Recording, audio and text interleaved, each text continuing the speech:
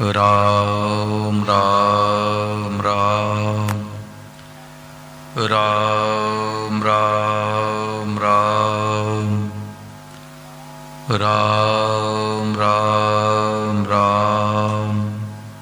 सबको राम जी राम राम जी राम। भगवते नमः भगवते नमः भगवते नमः। देखो, बहुत भाग्यशाली हैं जो ब्रह्म मुहूर्त वेला में नींद का आलस का त्याग करके सत्संग में पधारे हैं और आए हैं तो जीवन मुक्त महापुरुष की बातें मिली है। आज महाराज जी ने कितनी गहराई से बातें कही कि हम लोग कहीं जाते हैं एक दो दिन के लिए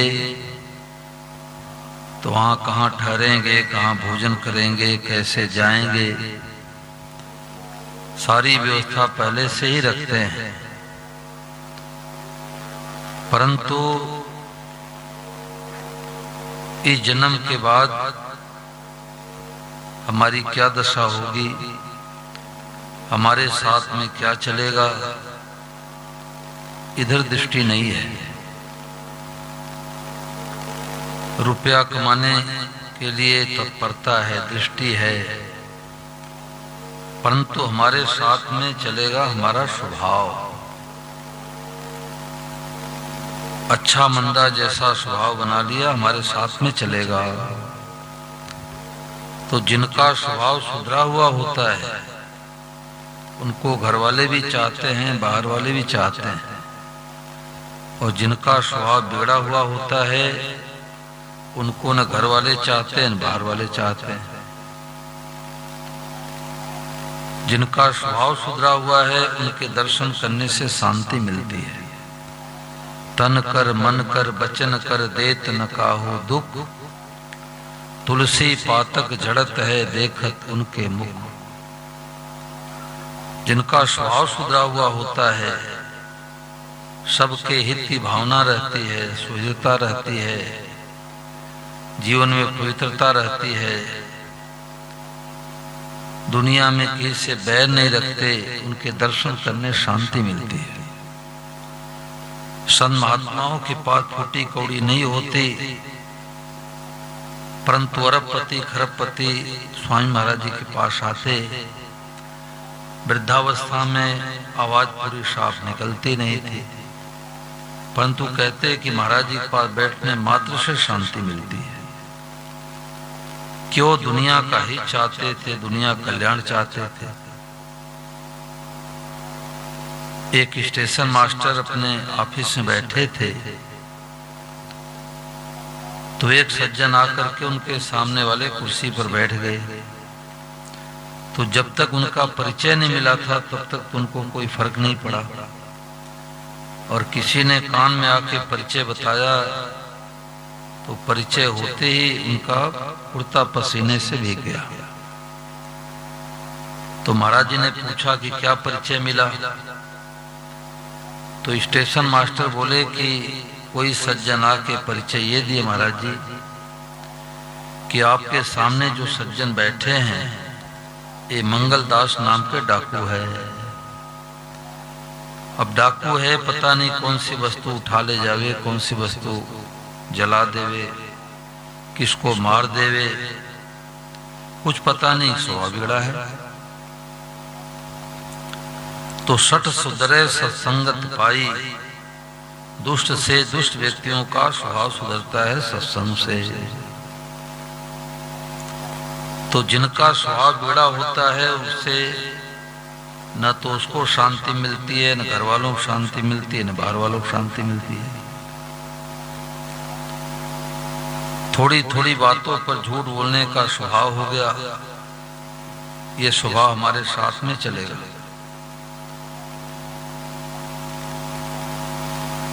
व्यवहारिक बातें बहुत आवश्यक होती है। स्वामी जी महाराज साथ कलकत्ता की बात है, सत्संग चल रहा था तो गुजराती समाज के लोग महाराज जी को 3 दिन का सत्संग रखवाए। 1-1 घंटे महाराज जी जाके सुनाते। तो महाराज जी ने व्यवहारिक बातें बताई, घर गृहस्थी बातें बताई, देवरानी जेठानी कैसे रहना चाहिए, पिता पुत्र का कैसा व्यवहार होना चाहिए, सास बहू में आपस में प्रेम कैसे बढ़े। तो 3 दिन जब सत्संग पूरा हुआ तो जो व्यवस्था करने वाले थे उनको सत्संग मिला नहीं था। तो उन्होंने माइक लेकर के कहा कि मैं तो सोचा महाराज जी कोई तत्व ज्ञान की बात बताएंगे, परंतु ये तो घर गृहस्थी देवरानी जेठानी सास बहू की बात बताते रहे। तो स्वामी महाराज ने कहा कि व्यवहार में रहना नहीं आएगा, संसार में रहना नहीं आएगा तो तत्व की ज्ञान की बात टिकेगी नहीं। और हमारे को संसार में रहना आ गया तो तत्व ज्ञान जबरदस्ती होगा।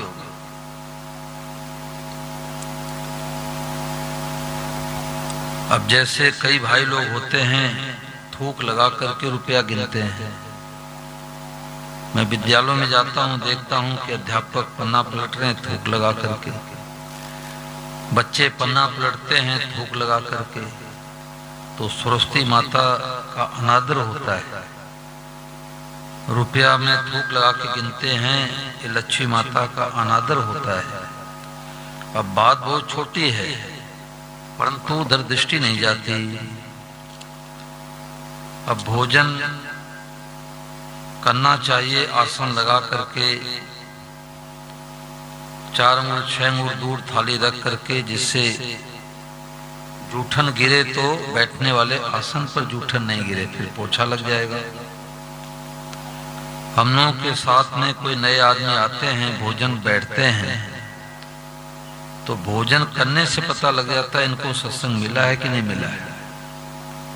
सत्संग नहीं मिला है तो दोनों हाथ से रोटी तोड़ के खाएगा बंदरों की तरह, और उसी हाथ से जूठे हाथ से उठा भी लेगा। परंतु सत्संगी है तो दाएं हाथ से भोजन करेगा, बायां हाथ साफ रखेगा। कोई रोटी उठानी हो, खिचड़ी लेनी हो, बाएं हाथ से ले लेगा। स्वामी जी महाराज जी ने कहा कि राजा नल हुए तो राजा नल के पीछे कलयुग पड़ा कि इनके अंदर हम कैसे प्रवेश करें। तो कई दिनों तक पीछे पड़ा रहा परंतु कोई ऐसा उसको दाव नहीं मिला। ये देखो बिंदु में सिंधु पुस्तक पेज संख्या 22 में महाराज जी ने कहा है, इधर दृष्टि जाती नहीं लोगों को। महाराज जी ने कहा कि महाराज नल के शरीर में प्रवेश करने के लिए कलयुग कई दिनों तक प्रतीक्षा करता रहा। एक दिन लघुशंका यानी पेशाब करके राजा नल ने हाथ तो धो लिए पर पैर नहीं धोए तो कलयुग उनमें प्रवेश कर गया। तो शुद्धि अशुद्धि का ख्याल नहीं रखेंगे तो मन शुद्ध नहीं होगा, मन भगवान नहीं लगेगा। राजा नल ने पेशाब करके हाथ तो धो लिए, पैर नहीं धोया। तो लघु शंका यानी पेशाब करने के बाद हाथ पैर धोना चाहिए, कुल्ला करना चाहिए। अब बात छोटी है परंतु ये बात मिलती है सत्संग में। जिस बिस्तर बैठते हैं उसी बिस्तर पर थाली रख के भोजन कर लेते हैं। अब साधु महात्मा ब्राह्मण जाएंगे तो उसी बिस्तर बैठा भी देंगे। गिलास से पानी पी रहे हैं, आधा गिलास पानी बचा उसी से हाथ भी धो लेते हैं थाली में, और रुमाल निकाल के हाथ पोंछ लिए। अब हाथ शुद्ध है क्या भाई?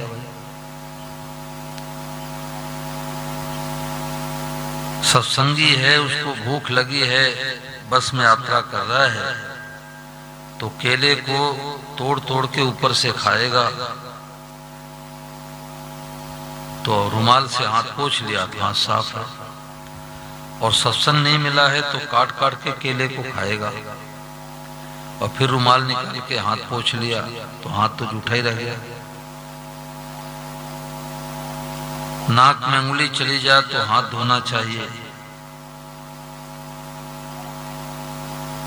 घर पर बैठे हैं, मित्र का फोन आ गया, आप घर से चल दिए, बोले मैं तो रास्ते में आ गया और भोजन कर रहे हैं। अब सत्य सत्य बता दो कि भाई 10 मिनट, लगभग 10 मिनट 15 मिनट में निकलने वाला हूं, तो कौन सी फांसी हो जाएगी? बच्चा सो रहा है, सुबह के 7 बज रहे हैं, माताएं बहनें कहती उठ जा छोरा, 12 बज गए अभी तक सो रहा है। 12 कहाँ बजा भैया? तो कई चीज ऐसी होती है जो हम लोग जान जान के झूठ बोलते हैं। स्वामी महाराज ने तो कहा कि अगर सत्संग नहीं किया है तो कहेगा कल दिल्ली आऊंगा, दिल्ली जाऊंगा, और नहीं गया तो जाने का दोष लेगा। सत्संगी है, साधक है, तो कहेगा कल दिल्ली आने का विचार है, कल दिल्ली जाने का विचार है। वो निश्चित करके नहीं बताएगा कि मैं आऊंगा जाऊंगा, नहीं गया तो दोष लगेगा, कल दिल्ली आने का विचार है। साग सब्जी बेचने वाले आए, बोले आलू कितने रुपए किलो है? बोले 30 रुपए किलो। 2 किलो आलू दे दे। अब 2 किलो आलू लेकर के और 2-4 धनिया मिर्ची उठा लेते हैं, तो भले 1-2 रुपए का आपने लिया, परंतु ये बेईमानी होगी। या तो पहले आप रेट नहीं पूछते, 2 किलो आलू ले लेते, धनिया मिर्ची ले लेते, बोले पैसे कितने दूं? बोले 60 रुपए। तो थोड़ी थोड़ी बातों में सावधानी आती है सत्संग से।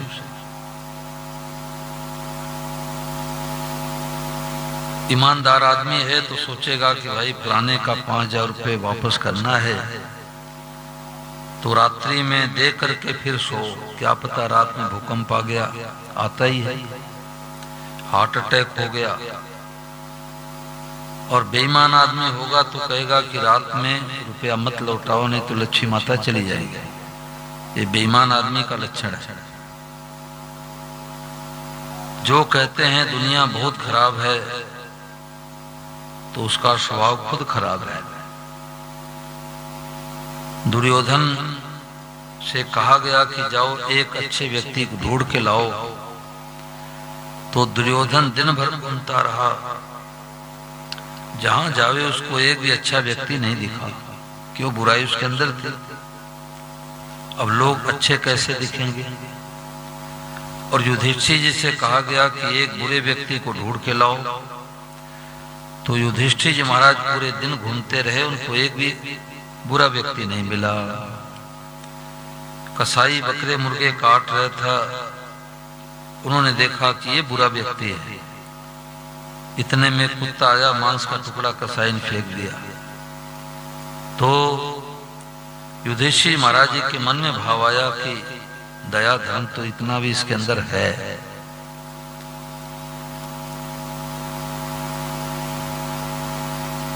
अपने स्वभाव को निर्मल बनावे, पवित्र बनावे, मीठा बोले, प्रेम से बोले। आजकल बच्चे सत्संग नहीं करते तो माता पिता से लड़ाई कर लेते हैं, परंतु यदि सत्संग किया है तो मीठा बोलेगा, प्रेम से बोलेगा। ऐसा प्रेम से बोलेगा कि दूसरा गुस्से में है तो गुस्सा शांत हो जाएगा। स्वामी महाराज बताते हैं कि एक मथुरा दास जी वे संत ऋषिकेश में रहते थे। झाड़ी जंगल में से नंग रंग रहते, भजन करते, और बस्तियों में इच्छा मांगने के लिए जाते तो कपड़े चित्रे लपेट लेते अंग ढकने के लिए। तो कोई अंग्रेज आकर के कोई सिंह को मार दिया, तो सिंहनी दहाड़ लगाती, जंगल में जाना लोगों का मुश्किल हो गया। तो संत मथुरा दास जी ने कहा कि मैं लेटा था, भजन कर रहा था, और सिंहनी दहाड़ लगाते हुए आ रही थी हमारे तरफ। आवाज से पता लग जाता है कि हमारे तरफ ही आ रही है। तो उन्होंने सोचा कि यदि हमारी आयु पूरी हो जाएगी तो शरीर इसका भोजन हो जाएगा, और आयु पूरी नहीं हुई होगी तो हमारे को कोई मार नहीं सकता। तो उन्होंने कहा कि सिंहनी आई, अंगों को सूंघा और चारों तरफ परिक्रमा करके पैरों की तरफ बैठ गई। यानी क्रूर जानवर, हिंसक जानवर, और उसका भाव बदल गया। पशु पक्षियों पर भी असर पड़ता है स्वभाव का। गीता भवन ऋषिकेश में एक कसाई गाय को मारते हुए लेके जा रहा था, तो लोहे का ऐसे वो जालीदार रखते हैं, उससे मारते हैं तो गाय दौड़ी दौड़ी जाती है। तो एक सत्संगी टहलने के लिए गए थे, तो उन्होंने कहा रे तू कसाई है क्या कि इसको मार रहा है? तो नाम सुनते वो गाय को छोड़ के वहीं पर भाग गया कि तो हमारे को जान लिए, पहचान लिए। तो देखा तो गाय के पीठ पर निशान बने थे और गाय आगे बढ़ नहीं रही थी। तो हित अनहित पशु पक्षी जाना, पशु पक्षी भी हैं, अपना हित अहित समझते हैं। कसाई को देख के पशु पक्षी दूर भागते हैं, और कोई स्वभाव जिनका सुधरा हुआ है तो उनके नजदीक आ जाते हैं। दिल्ली में एक ब्राह्मण परिवार मिले, कथा कराए थे, तो उनकी पत्नी का इतना ऊंचा भाव है कि हाथ पर ऐसे नमकीन रखती हैं और कौवा आके खाता है। देखो राजपाल जी, कौवा एक ऐसा चतुर पक्षी होता है जो इधर उधर देखता रहता है, परंतु हाथ में ऐसे नमकीन खिलाती हैं और वो खाता है। उसके लिए स्पेशल नमकीन आता है, रोटी नहीं खाता। तो मैंने कहा इतनी बड़ी दिल्ली है, ये मकान नंबर कैसे जानता है? बोले आ जाता है, कहीं हम लोगों को घर से बाहर भी जाना होता है तो उसको रख करके जाते हैं।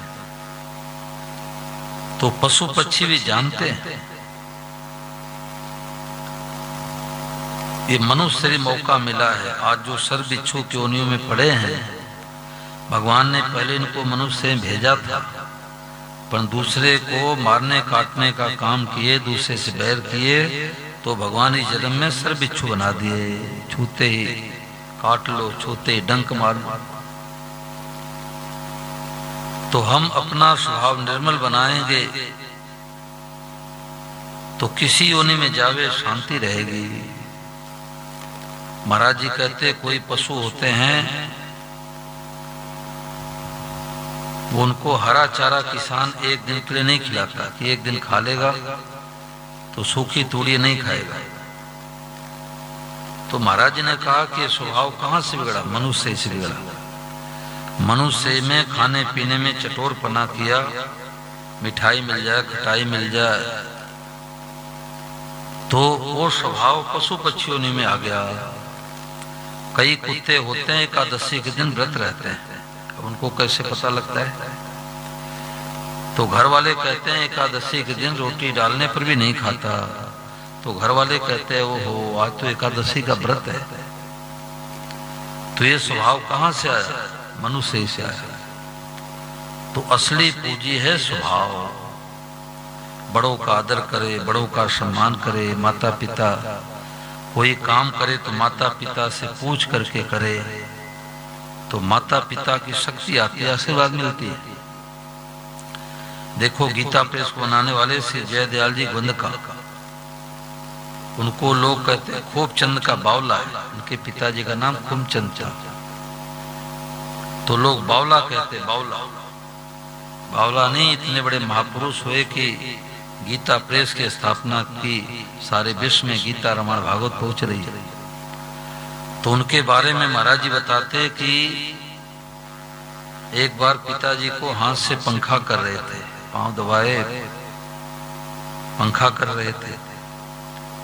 तो अब पिताजी रोजाना कहते थे कि बेटा अब जाओ सो जाओ, और उस दिन पिताजी को नींद आ गई, तो रात भर पंखा चलाते रहे। तो जब सुबह ब्रह्म मुहूर्त वेला में पिताजी उठे, बोले जयदा, घर का नाम जयदा था, बोले बेटा जयदा तुम बहुत जल्दी आ गए, आए क्या? गए ही नहीं। तो पिताजी ने कहा कि देख अब आगे से हमारे को नींद आ जाए तो तुम चला जाया करो, सो जाया करो। एक बार कहीं से आए, माँ से बोले कि माँ प्यास लगी है बहुत, जल पिलाओ। तो माँ तो गई जल लेने के लिए घर में, और पिताजी ने कहा बेटा जयदा हमें ये दवाई लाना है, वो तुरंत दवाई लेने के लिए चले गए। माँ ने आके पूछा कि जैदा कहाँ गया? बोले कि मैं तो उसको दवा के लिए भेज दिया। माँ ने कहा हो तो उसको बहुत प्यास लगी थी। इतने आज्ञाकारी थे वो। तो बड़ों का आदर करे, बड़ों का सम्मान करे, तो जो बड़ों का आदर करते हैं उसको बड़प्पन मिलता है। बड़ों के सामने कैसे बोले, कैसे व्यवहार करे, ये विद्या सत्संग से मिलती है। हम सेवा करेंगे, सेवा करने का हमारा भाव रहेगा, किसी योनि में जाएंगे सुख पाएंगे। राजस्थान जोधपुर में एक राजपुरोहित जी थे, वो हॉस्पिटल में अच्छे पद पर थे। तो वो गायों की सेवा करते, दीन दुखियों की सेवा करते, अपाहिजों की सेवा करते, संत महात्माओं की सेवा करते, सेवा का बहुत भाव था। तो वृद्धावस्था में उनको लकवा लगी, तो मेरे को पता लगा, तो उनको मैंने फोन पर पूछा कि अब आपका स्वास्थ्य कैसा है?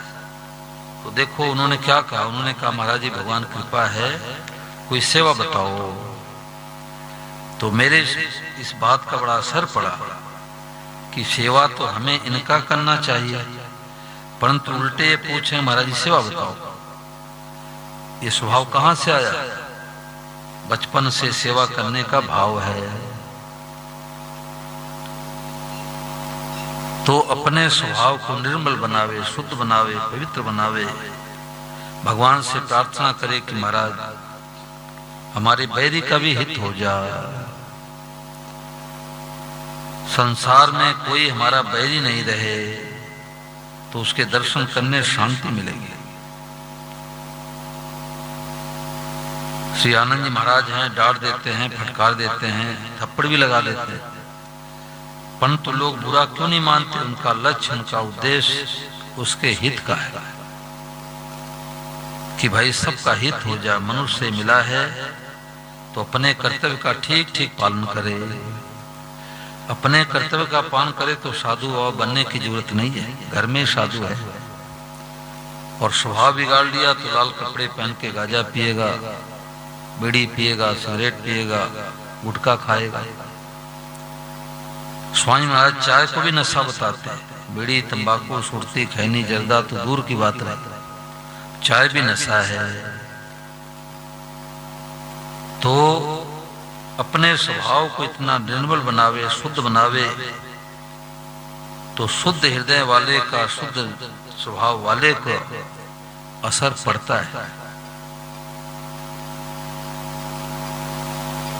इसी हरियाणा में एक फौजी साहब मिले, तो उन्होंने कहा कि महाराज हम अब कम्बल ओढ़ करके बीड़ी पीते थे।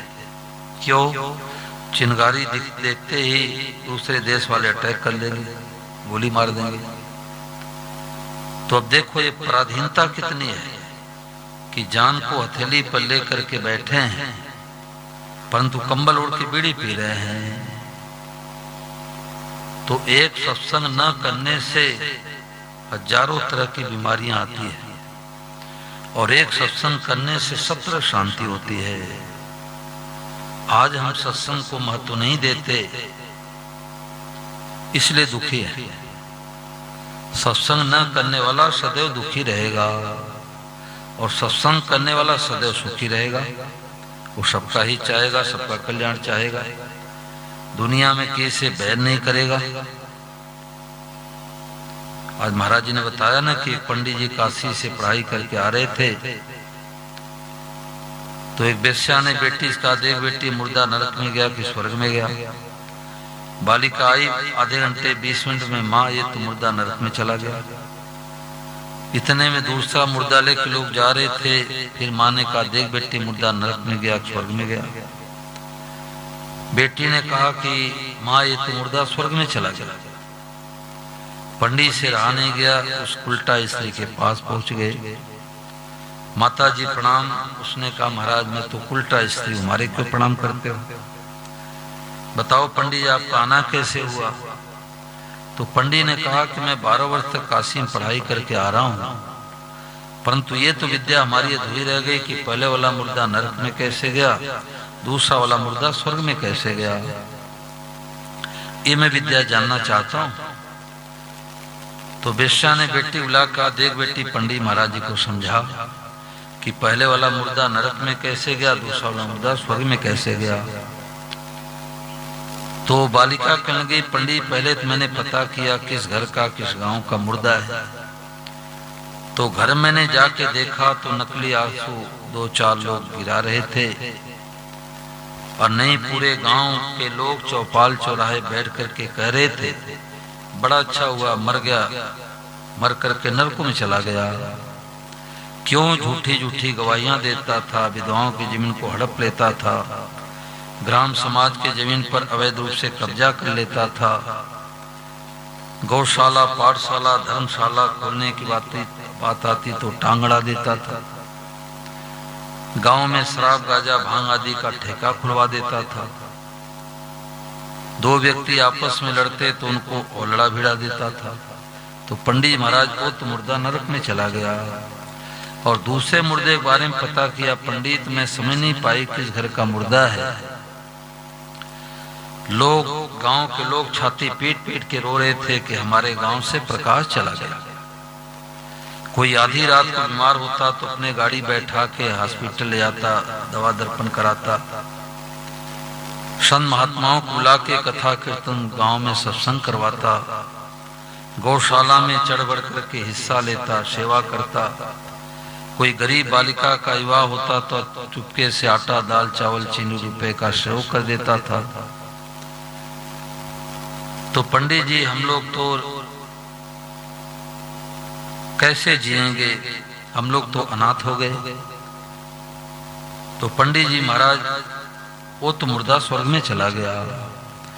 पंडित ने कहा कि तुम्हारे शास्त्रों में बातें लिखी है, कर्म प्रधान विश्व कई राखा, जो जस करे सो तस फल चाखा। भगवान ने नियम बना दिया कि हम जैसा कर्म करेंगे वैसा फल मिलेगा, और भगवान के सामने सच्चा सो सच्चा। हम अपने जगह बिल्कुल ठीक हैं, पूरे गांव के लोग हमारे से बैर करे, हमारा बंधन नहीं होगा कि हम भगवान के सामने सच्चे हैं। और भीतर से हम सच्चे नहीं हैं, परंतु संगी साथी वाह वाह करे तो उससे लाभ नहीं होता। हम सेवा तो करें, लोग उलाहना देवें, शिकायत करें, तो हमारी सेवा जमा हो गई। स्वामी महाराज से लोग पूछते, माताएं कहती महाराज मैं तो खूब सेवा करती हूँ घर में, और घर वाले एहसान जताते नहीं। तो महाराज जी कहते तुम सेवा करती हो और ऊपर से घर वाले उलाहना देवे तो तुम्हारा सेवा जमा हो गया, और तुम अच्छे काम करो, लोग वाह वाह करेंगे तो तुम्हारा किया हुआ खर्च हो गया। यह याति की बात आती है। तो याति ने बहुत तपस्या किया, त्याग किया, गौशाला, पाठशाला, धर्मशाला में सेवा किया, तो उसको इंद्र का पद मिला। तो इंद्र के पास गया स्वर्गलोक में, तो इंद्र ने अपने आसन बैठा लिया। तो इंद्र ने पूछा कि ययाति आपने ऐसा कौन सा काम किया जो आप स्वर्गलोक में आ गए, आपको इंद्र पद मिलने जा रहा है। तो उसने कहा कि मैंने इतने गायों की सेवा किया, इतने दीन दुखियों की सेवा किया, इतने अपाहिजों की सेवा किया, इतने गरीब बालिकाओं का विवाह कराया। इंद्र ने कहा कि और कोई? बोले भूखे प्यासे को जल पिलाया, लंगर चलाया। और कोई? बोले ब्राह्मणों की हमने सेवा किया। और कोई? भूले को रास्ता बताया। बोले अब आपके पुण्य खर्च हो गए, अब आप फिर मृत्यु लोक में जाओ।